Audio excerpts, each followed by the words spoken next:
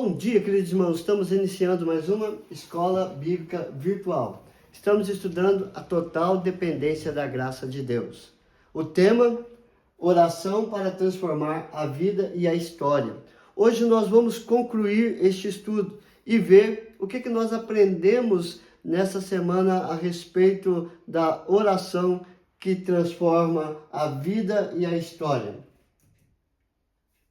Primeira coisa que nós aprendemos e vamos recordar é: se Deus é soberano, por que orar? Se Deus sabe de todas as coisas, se Deus está no controle de todas as ações, por que nós devemos orar?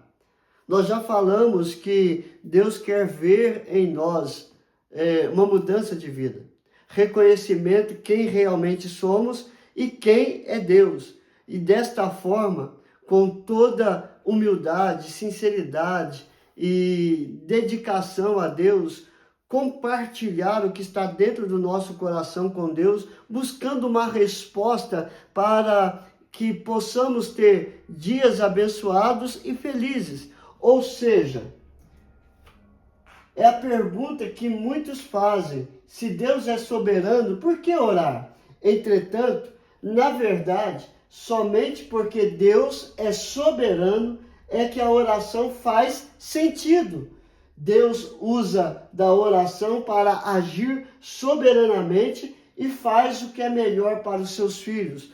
Paulo compartilha isso conosco lá em Efésios capítulo 3. Ou seja, ele está dizendo que Deus ele é soberano e ele pode fazer infinitamente mais do que nós pedimos, conforme a nossa busca a Deus, conforme a nossa comunhão com Deus. Ou seja, em Efésios capítulo 3, verso 20, diz: ora, aquele que é poderoso para fazer infinitamente mais do que tudo quanto pedimos ou pensamos, conforme o seu poder que opera em nós. E ele termina dizendo: a ele a honra, a glória para todos sempre. Então, queridos, ele é poderoso, ou seja, ele é soberano para fazer infinitamente mais. Ou seja, se ele quiser fazer aquilo que nós pedimos, ele vai fazer. Se ele não quer fazer, ele não vai fazer.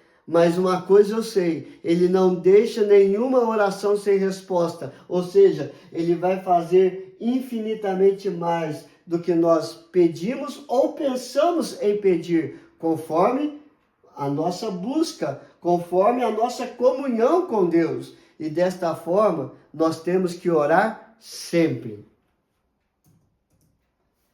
Então, o que aprendemos com a oração na vida prática? Então, o que nós vamos pensar aqui para ver o que nós aprendemos para colocar dia a dia no nosso viver a oração como estilo de vida? A oração nos ensina a sermos e termos um coração humilde diante de Deus e diante de todos que estão ao nosso redor. Também uma fé fortalecida e provada em meio às circunstâncias para vivermos uma vida em santificação. Então, a oração, ela trabalha progressivamente na nossa vida, ou seja, ele vai trabalhando a humildade, o reconhecimento, o temor a Deus, o desejo de fugir do pecado e viver em santificação para a glória do Senhor. E a palavra do Senhor vai trazer para nós um texto que Jesus disse em Mateus capítulo 26, 41. Vigiai e orai, para que não entreis em tentação. O espírito, na verdade, está pronto, mas a carne é fraca. Ou seja, nós temos que vigiar e orar para sermos um coração humilde, para termos um coração humilde e desta forma fugir de toda aparência do mal, ou seja, não entrar em tentação. O espírito, na verdade, está pronto, mas a nossa carne ainda é fraca. Então nós temos que fugir de toda tentação para vivermos em santificação para a glória de Deus. Então, a oração na vida prática é isso. É ser uma pessoa humilde, reconhecendo a total dependência de Deus. E Ele, dia a dia, vai trabalhando na nossa vida, santificando cada vez mais e mais o nosso pensar, o nosso falar e o nosso agir, e assim sermos verdadeiros filhos de Deus. Na oração, quem muda? Deus, o homem ou as situações? Nós sabemos que Deus é imutável, Deus não muda. Deus é onisciente, Ele conhece todas as coisas. Deus é onipresente, Ele está presente em todo lugar. Deus é onipotente, Ele tem poder para fazer todas as coisas e Ele é imutável. Então Ele não muda. Ele pode fazer igual Ele disse lá em Jonas, para ir a Nínive, se Nínive não reconsiderasse, mudasse de vida, Ele ia destruir a cidade. E Nínive arrependeu e buscou o perdão. Deus não mudou. O que mudou foi a atitude da cidade de Nínive. Então nós vamos ver que na oração, quem muda de verdade é o homem e Deus, muda as situações para o nosso próprio bem. Ou seja, aprendemos neste estudo que Deus age através da oração para mudar o nosso ser, o nosso entendimento, ou seja, de como que Deus está respondendo às nossas orações e muda as situações para o nosso próprio bem. Vou contar um texto que não está aqui, mas que veio à minha memória. Certa vez Jesus dormia no barco tranquilamente. E veio as ondas do mar, o vento, os barcos sendo açoitados de um lado ao outro, no perigo de naufragar, e os discípulos ali com medo, e vão lá, acorda Cristo Jesus, e ele disse: homens de pequena fé. E Jesus repreendeu o vento, repreendeu o mar, e tudo se acalmou. Irmãos, há momentos que Deus acalma o nosso coração, há momentos que Ele acalma o mar e o vento e as tempestades, e há momentos que Ele acalma os dois lados, a tempestade e o nosso coração.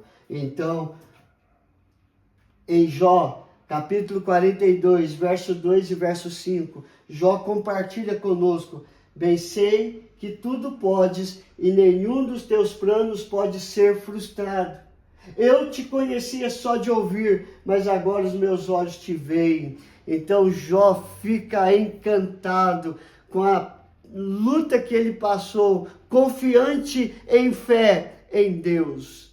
E Deus agiu soberanamente na vida de Jó. E ele diz: olha, eu sei que tudo podes e nenhum dos teus planos pode ser frustrado. Agora eu tenho uma experiência viva com o Senhor e eu sei que eu te conhecia só de ouvir, mas agora os meus olhos te veem. Na oração, Deus muda o homem e Deus trabalha nas situações para cooperar para o nosso bem. Por que não podemos deixar de orar?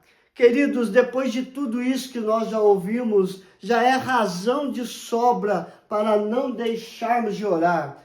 Nós temos que orar sempre, incansavelmente, em todos os momentos, em todas as situações, para que possamos manter uma profunda comunhão com Deus. Mas eu vou deixar algo aqui também. O fato de sermos ordenados a orar, ou seja, o fato da palavra de Deus nos ordenar para vivermos em oração, demonstra que a nossa tendência a orar é deixarmos de orar. Ou seja, demonstra que a nossa tendência é deixar de falar com Deus. Mesmo sabendo da importância que ela tem, a tendência nossa é não orar.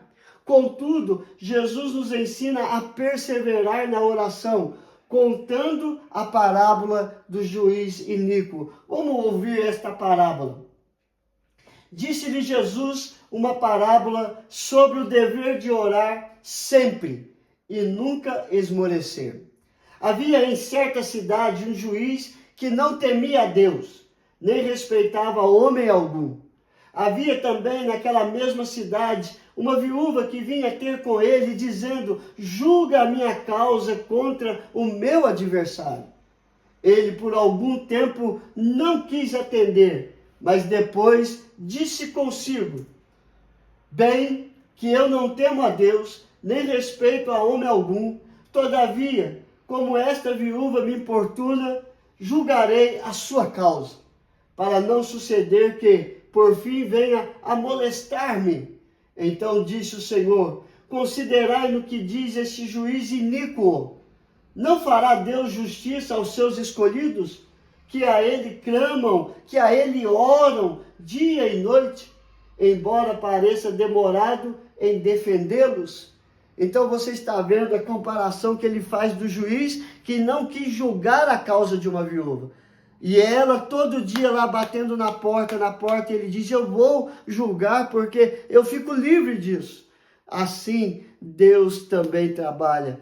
Todas as vezes que nós oramos, Deus está atento à nossa oração e vai nos defender para a honra e para a glória dele. Então, queridos, Paulo também nos ensina em sua carta que não podemos deixar de orar, ou seja, regozijai-vos na esperança, sede pacientes na tribulação, na oração perseverantes. Romanos capítulo 12, verso 12. E não podemos deixar de falar de 1 Tessalonicenses 5, 17. Orai sem cessar. Nós não podemos jamais deixar de falar com Deus. O que nós aprendemos hoje na conclusão, queridos? Deus é soberano. Se Deus é soberano, por que orar? Porque Ele usa da oração para trabalhar soberanamente em nós e nas situações. O que aprendemos com a oração na vida prática? Que Deus trabalha para o nosso próprio bem, através da oração. Na oração quem muda? Deus, o homem e as situações. Nós vimos que o homem e a situação são mudadas através do agir soberano de Deus. E por que não podemos deixar de orar? Porque nós temos que perseverar sempre na oração, para sermos abençoados sempre, sempre e sempre. Vamos orar, queridos? Graças te damos, ó Pai, pelo teu grande amor para conosco. Perdoe as nossas falhas, aumenta, Senhor Deus, a nossa fé dia após dia na tua presença. Ó Deus querido, que cada ouvinte possa começar a falar com o Senhor diretamente, porque não há outro caminho, não há outra verdade a não ser Cristo Jesus, o único mediador entre nós e o Senhor. É a tua palavra quem diz assim, Senhor.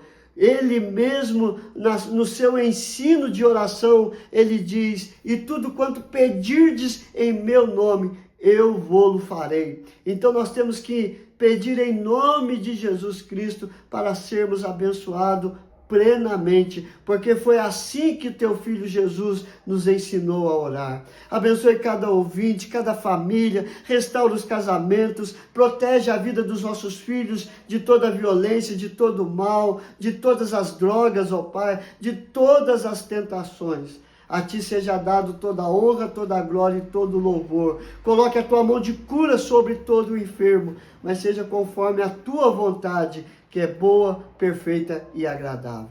Nós oramos, ó Pai, em nome do teu Filho amado Jesus. Amém e amém. Que Deus te abençoe, queridos, e até amanhã, se Deus quiser.